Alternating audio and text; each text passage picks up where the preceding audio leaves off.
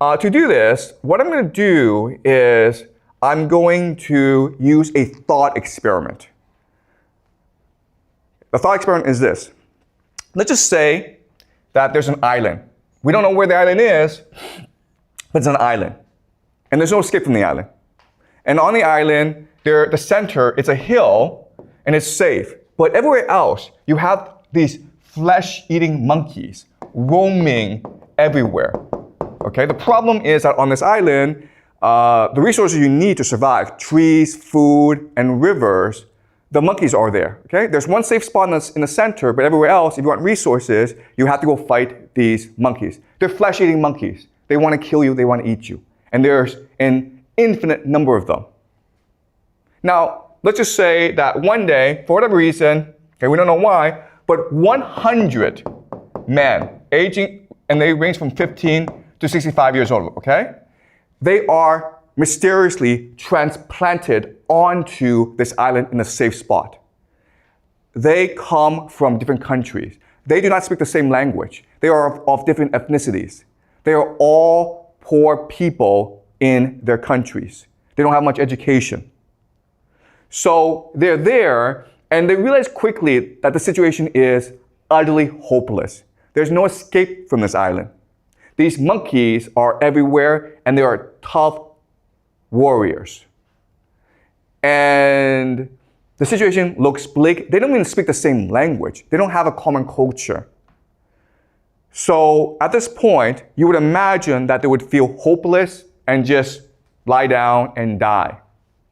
But in reality, what happens is the opposite. What happens is that in this hopeless situation, they find a drive, a purpose, a spirit to fight for each other.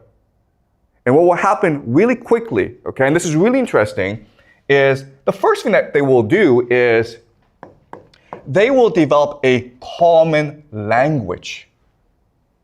They don't speak the same language. Some speak Chinese, some speak English, some speak Spanish, some speak Russian, doesn't matter. They will very quickly develop a common language.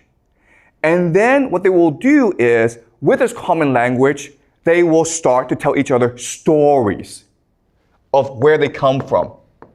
And then these stories will become a common myth, a founding myth of why they're here.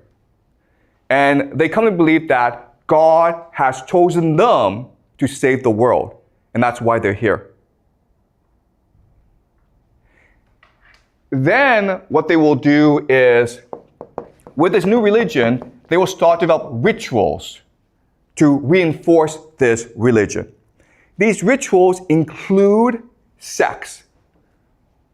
Okay? So these men will have sex. And the reason why is to create intimacy and bonding among them. And there'll be a lot of religious rituals as well. Another thing that they will do is pick a leader. There's 100 of them. They need a leader to organize them. And so we can imagine that during the leadership election, everyone gets up to speak. Now, the man who's 65, he is wise. He has experience. He has strategies. So he delivers a very powerful speech, inspiring everyone and telling people how they can survive against the flesh-eating monkeys. Okay? So he's really smart. Then suddenly you have a man up here who's 15 years old, or 16, or 17, okay? He is not articulate. He has no ideas. But what he does is this. He stands in front of everyone, and he's bold, and he's brave, and he looks at everyone without saying a word. He shows them his hand, okay? He shows them his hand. Then from his pocket, he takes out a knife, okay? And then he cuts off his hand in front of everyone. And he does not cry. He just looks at everyone as though nothing happened. Let me ask you this question. Who does everyone pick to be their leader? The second person, obviously, right? The man who has shown sacrifice and commitment and devotion to everyone else. The old man has ideas, and he will become the advisor to the leader, but the leader is the man who is most willing to die for everyone else. And so in this situation, the bravest among them will come and emerge as the leader. And as such, what will happen is that these people, these men, will become extremely inspired and devoted. Even though they are weak, they will learn to become strong. Even though they are poor and uneducated, they will learn to be wise and clever and strategic. They will radically transform themselves. And ultimately, what will happen is the idea of cohesion. Cohesion like brothers, cohesion like a family. They will understand each other, even though they're from different cultures, even though they have different backgrounds. They will understand each other better than they understand their own children and their own wives. And this cohesion will lead to something called synchronicity. Synchronicity. Synchronicity is when people act in unison together. Okay? So a very simple example of synchronicity is a sports team, right? When you watch a soccer match, how is that soccer team able to work together? Well, because of synchronicity, because their minds are alike. It's what we call a hive mind. And this allows for something called telepathy. They're able literally to think and act as one. So let me give an example of this. Let's just say these men, they're sleeping, but one of them wanders off to collect wood. And then he's attacked by monkeys. It doesn't matter if he screams because he's too far away. Would his comrades know that he's in danger? They would. Okay? And the example here is, let's just say you're a mother and you have children, okay? And one of them goes off to France on a vacation. But then while he's in France, he gets hit by a car and he's hospitalized. Would you as a mother know that your son is in danger? Would you feel it?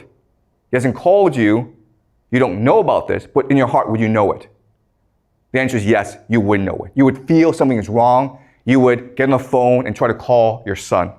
You can't reach your son, you would call the police. Okay? You don't know what's happening, but something in your heart is telling you, I need to get in touch with my son.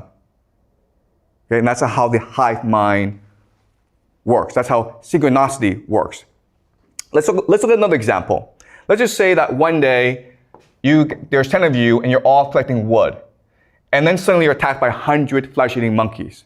There's a bridge that you've created, okay? It's a rope bridge. 9 get across the bridge, all right? But you're the last person, okay? And all the monkeys are about to descend on you. And you know that if the monkeys get across, your comrades are dead. So what do you do in this situation? Yeah, you cut the rope, okay? You die. You didn't think about it. You just kill yourself because what matters is not your life. What matters is the family. What matters is the team. And we know about this because in war, what often happens is in trench warfare, the enemy will throw a grenade into the trench, right? There's not enough time to pick up that grenade and throw it away. So what soldiers do is they will jump on the grenade and absorb the explosion, thus killing himself. It happens instantaneously. No one thinks about it. You just do it because what matters is saving your comrades. And this is what happens. Okay? A synchronicity develops where it's almost as though you're able to read each other's minds. And they keep on doing this for like 10, 20 years. And then suddenly, okay, let's continue a thought experiment. Suddenly, you are transported back to the real world as though nothing happened. But you have memories of what happened. Okay, does that make sense? Okay, you've experienced 20 years of hell on Monkey Island. You've developed the capacity to work together. You have a hive mind. You're really energized. You're really inspired. You're really driven. You have a new religion all to yourself. Now, suddenly, you're all transported back to your real world, your old life. Okay? Now what would happen? Well, what would happen is that the 100 of you would want to come together again, right? And you would share your experience, your rituals, your religion with your children and your grandchildren. And quickly, over time, what will happen is that you guys will conquer the world. You will become the secret elite. The world is yours. There may be presidents, there may be famous people, but secretly, you're the ones who are in control. Your children, your grandchildren, your great-grandchildren will inherit this legacy, and they are the ones who truly control power in the world. Does that make sense? All right. Yeah, question here.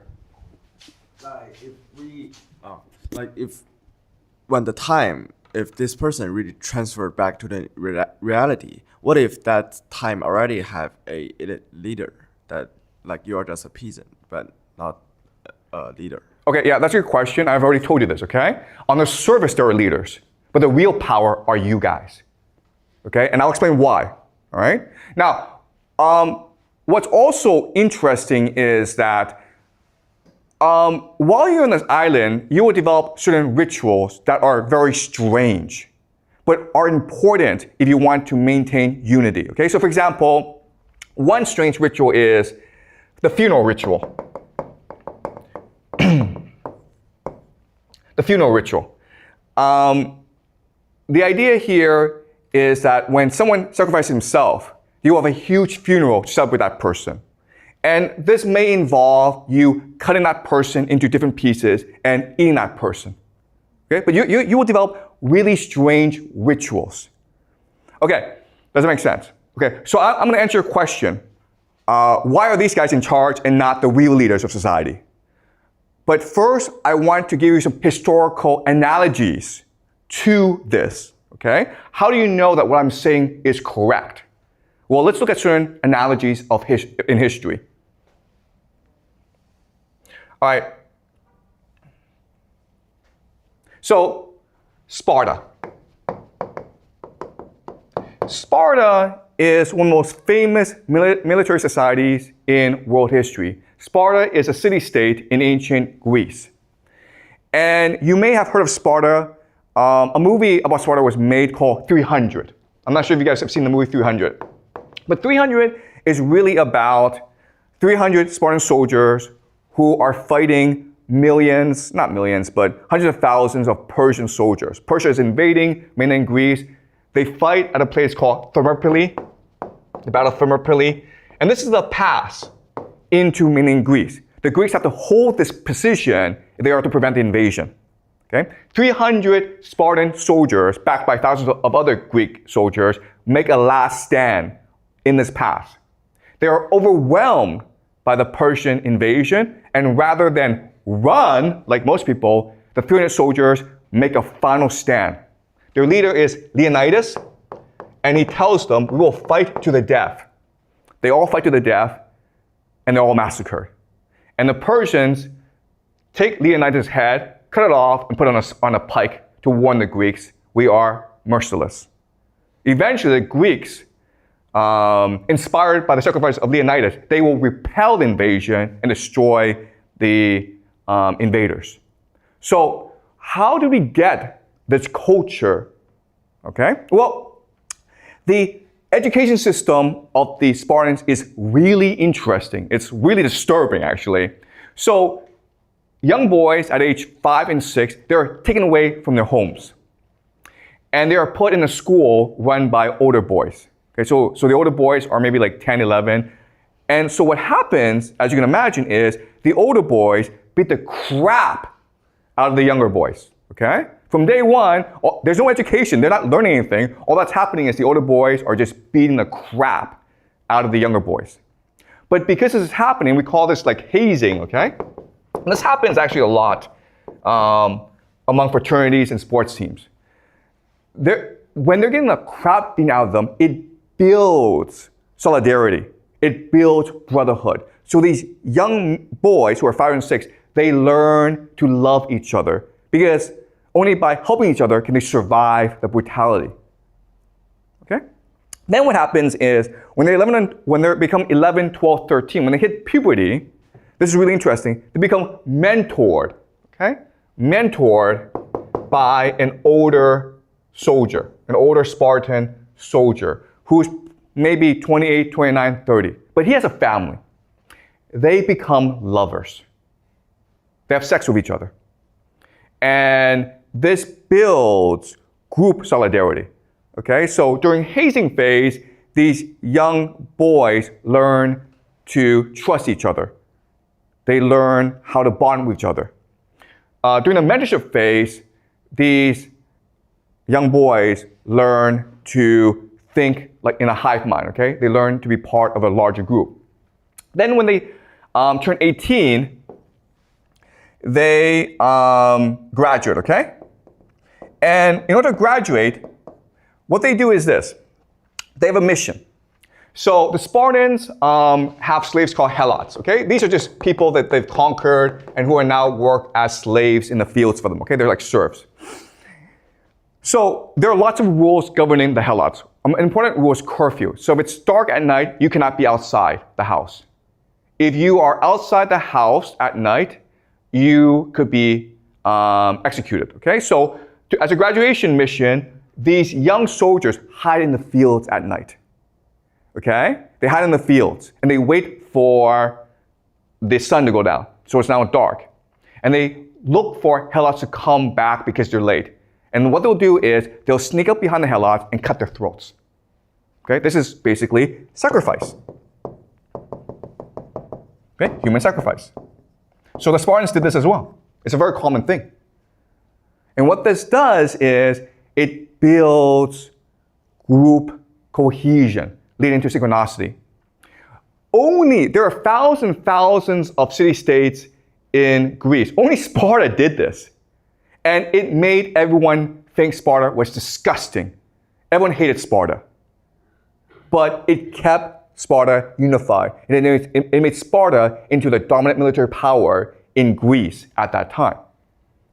Okay? What happened then is Thebes, another city-state in Greece, they would copy the Spartan system, okay? But they made it voluntary. So in Sparta, you have to be an elite to be part of the system.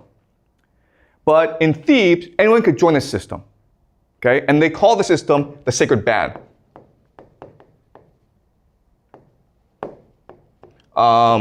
Of 300 soldiers. And they were, again, lovers, okay? But this is really important for you guys to understand. At this time in history, there's no concept of homosexuality. It was perfectly permissible. No one cared if you had sex with men or animals or whatever, okay? It was not a big deal. This comes much later in modern times. Back then, homosexuality was not considered a concept.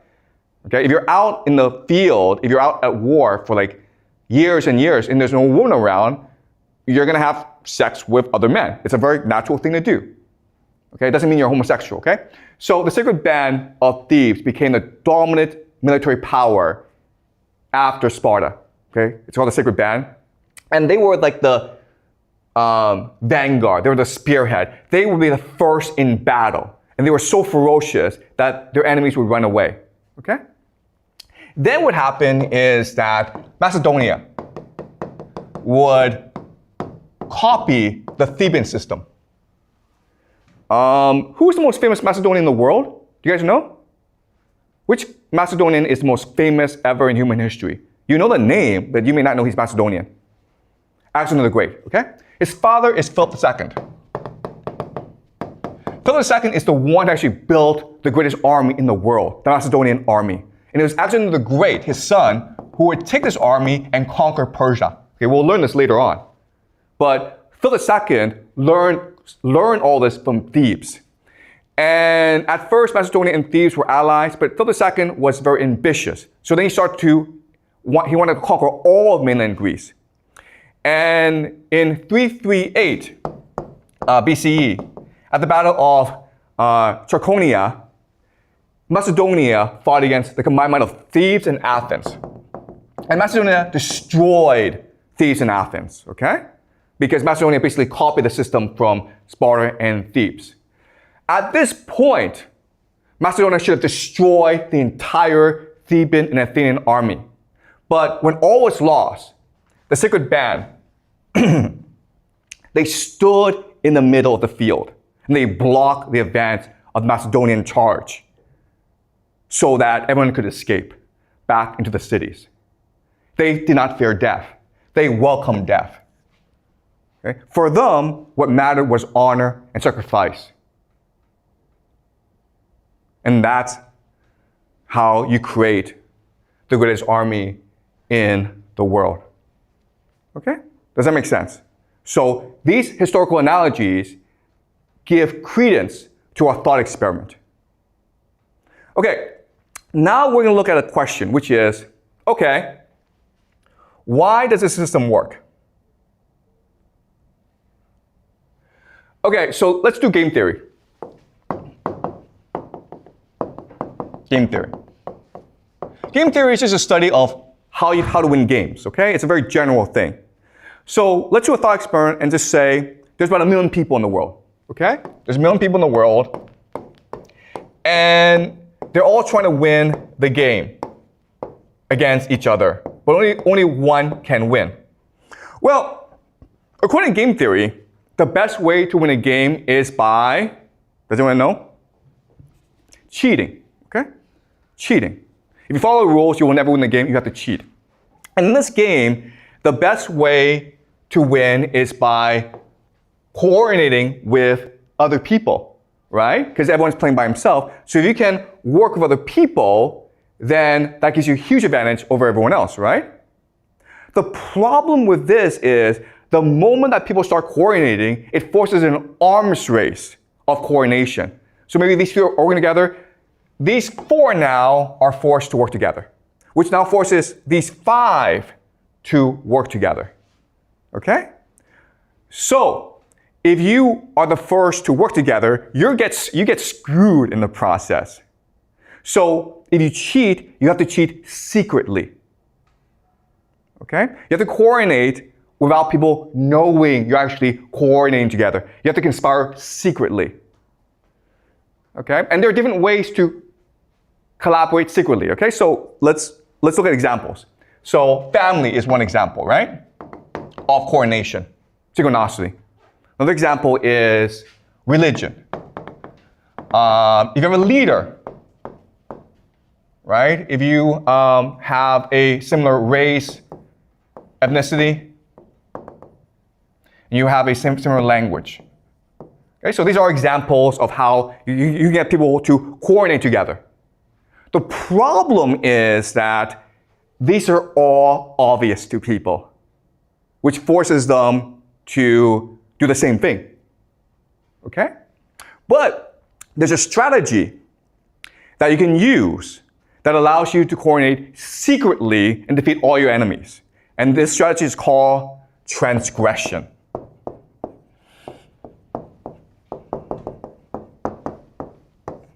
Transgression.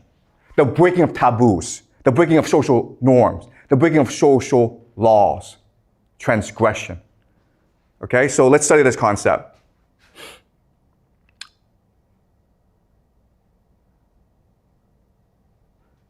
All right, so the idea is that, the theory is that the greater you transgress, okay? This is the level of transgression.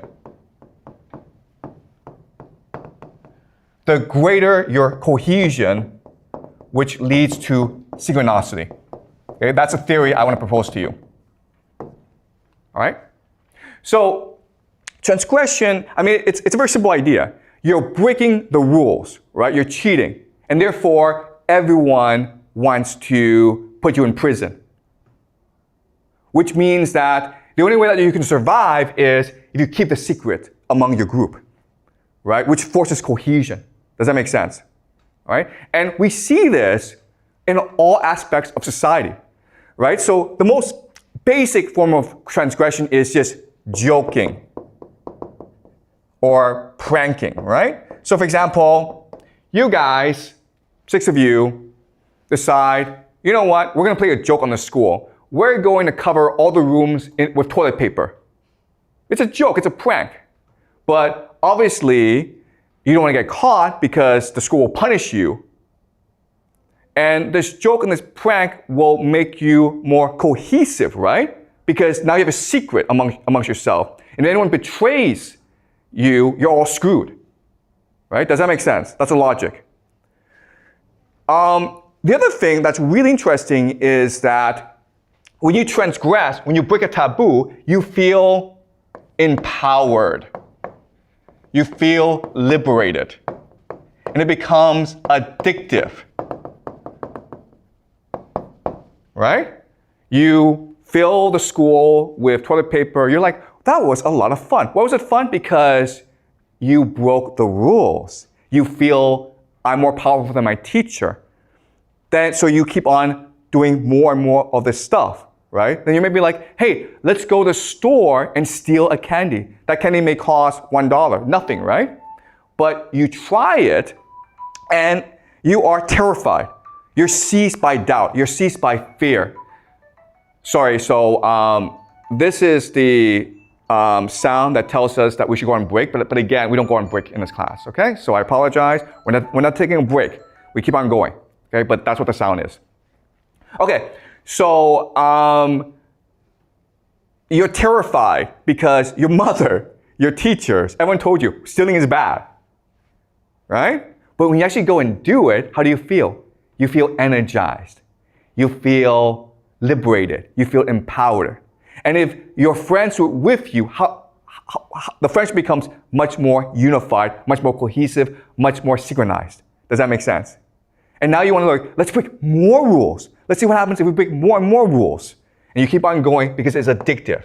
And ultimately, there's a transgression that is the ultimate taboo, which is what? You guys know? Yeah, right? This. Right? Can you think of a more worse transgression than this? That's why they do it. Because it feels empowering. It releases energy. They do it because they believe that when you do this, it releases divine energy. And when you actually do it, okay? Guys, I'm not telling you to go do this, okay? Please do not do this. Okay? And please remember, okay? This is evil. We should not be doing this. But when you actually go and do it, those who can do it, they feel as though they are now inundated. That now they are now filled with divine energy. They found the secret of the universe. They found the ultimate power in the world. Another transgression, which is not as bad, but pretty bad, is the idea of incest, right? And there are secret societies out there, guys, that do this. And you know what, guys? I hate to tell you this, okay? But they do it in public in front of everyone else because that creates both group unity, synchronicity, and it releases in their minds divine energy. They have now access to God.